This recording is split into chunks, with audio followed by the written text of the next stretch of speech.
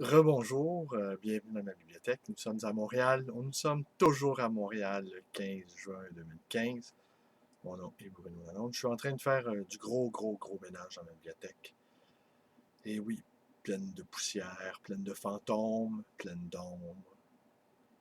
Cette bibliothèque désertée déjà depuis plusieurs mois, l'exilé de l'amour, c'est moi. Vous savez que je vis maintenant dans l'atelier enchanté de mon amoureuse. Donc, en train de faire du ménage, en train de classer des papiers, des manuscrits, des bouts de texte, des parts ici et là. Et sur quoi je suis tombé dans cette bibliothèque et dans un désordre impossible? Ça ne sera pas ma dernière bibliothèque, ça ne sera pas mon tombeau, cette bibliothèque, car je vais sans doute, pas sans doute, je vais la déménager, je vais la réaménager et je vais la classer. Mais je suis tombé sur quelque chose qui m'enchante, que je n'ai pas lu, mais je vais vous montrer ça. Tenez, voilà. Plusieurs tomes. Je pense que la série n'est pas complète, mais je vais les trouver, les tomes manquants, ce que je peux voir. Ça, c'est publié, ça a été imprimé aux presses du bien public à Trois-Rivières. Et le tirage est de 200 exemplaires. Oui, aux éditions du bien public, oui, du bien public. Et le tome 1 a paru en 69, le tome 2 en 70. Ici, il n'y a pas. Ah oui, les tomes 3 et 4 ont été publiés en 72. Alors, je vais vous lire un petit passage, je vais vous montrer, Tani. Je vais vous montrer ce que c'est.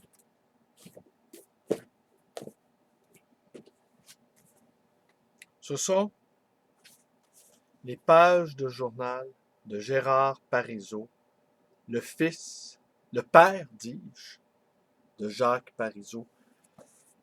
Gérard Parizeau, qui était un fin lettré, un mélomane, un historien amateur, mais de grande valeur, comme quoi on peut être un intellectuel amateur et avoir une grande valeur. Ce qui me faisait dire, ce qui me fait penser à cet ami qui jugeait assez durement, tout en admettant que c'était un bon homme, qu'au fond, Jacques Parizeau s'était comporté en bourgeois qu'il est.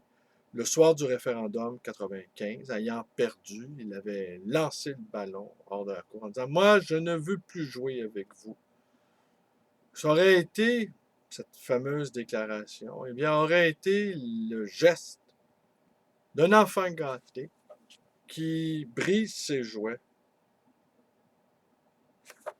On va vous lire un passage.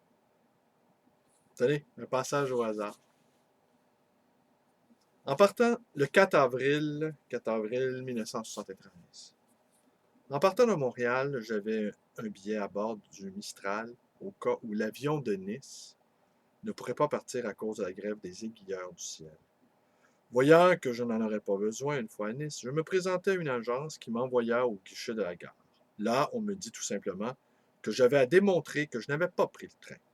Je fis observer sans rire que j'étais à Nice, alors que le train n'avait pas encore quitté Paris.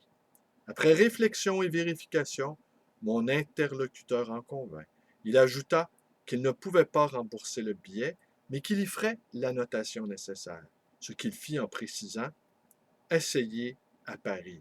Là, en tout esprit sportif, car je ne me doutais pas qu'il en faudrait, je m'adressai à une première agence de la SNCF, puis à une seconde qui me dirigea vers la gare, laquelle, ai-je dit, avec le besoin de précision nécessaire. Mais à Saint-Lazare, me fut-il répondu.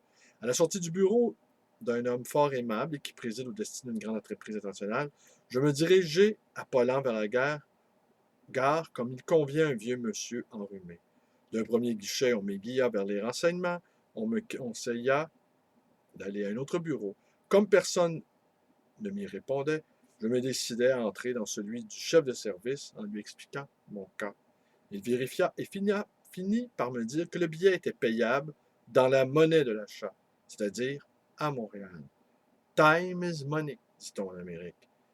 Mais pour moi qui suis en vacances et prêt à tout, il ne s'agissait pas autant de toucher mon argent que de voir si M.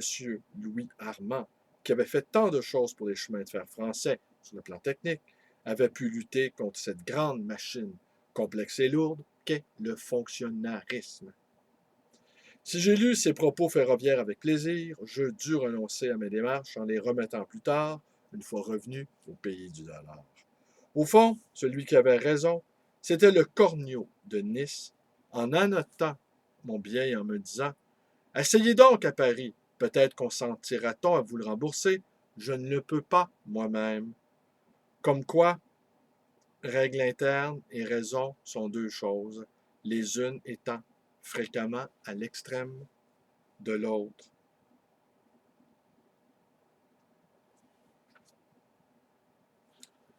Alors, voyez ce qu'on y trouve, par exemple. Tenez, ce qu'on y trouve, par exemple, il va voir la mort d'un bûcheron, il le commente, et il juge qu'il y a des traits heureux et une histoire qui se tient assez bien, comme les seins de l'aimable Carole Laure, d'ailleurs. Mais quel climat malsain il révèle.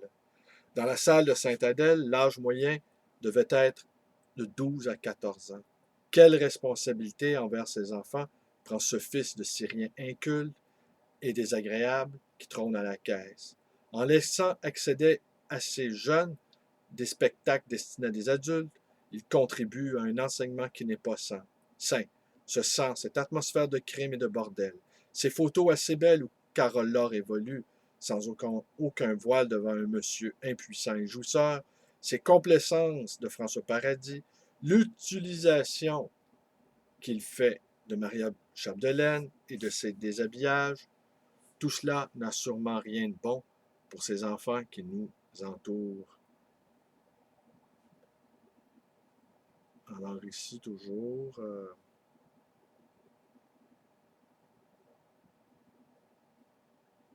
il est à Paris.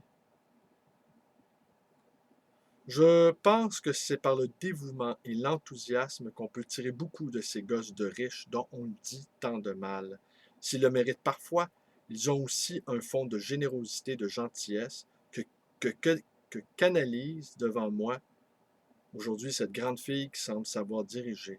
Chose curieuse, cette bonne volonté s'emploie parfois, il est vrai, à contre-courant du milieu où les jeunes vivent, alors ils deviennent plus vulgaires, plus violents, plus déchaînés que les autres, par réaction, sans doute.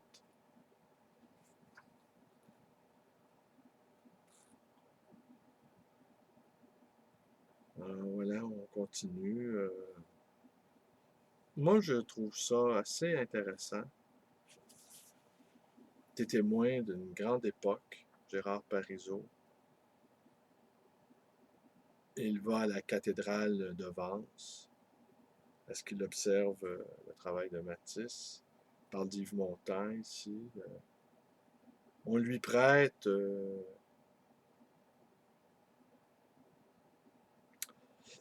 un livre d'Arthur Koestler. Il visite le musée Mag. Il parle de Malraux. Il est toujours à Nice. Je pense qu'il avait sans doute un appartement à Nice. Il parle de Pierre Dupuis. Oui, nous sommes encore à Nice. Saint-Paul-de-Vence. Vie des Arts.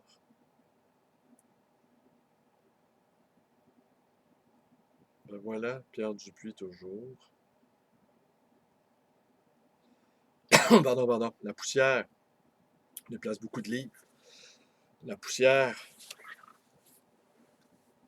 Compagnon sempiternel des livres. Alors voilà, c'est tout pour aujourd'hui. Je voulais partager avec vous ce petit moment. Sans doute, je ne crois pas qu'on puisse y trouver des réflexions personnelles sur son encore à Nice. Ben oui, il y avait sans doute une maison à Nice. Là, on est en 82, toujours à Nice.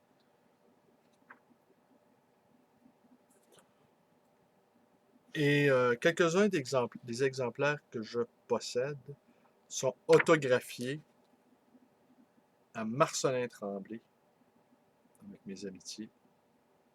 Et je vous dis pas combien j'ai payé ça. J'ai payé ça à un prix dérisoire. Alors, il parle de l'IRA ici. Jean Bruchézy.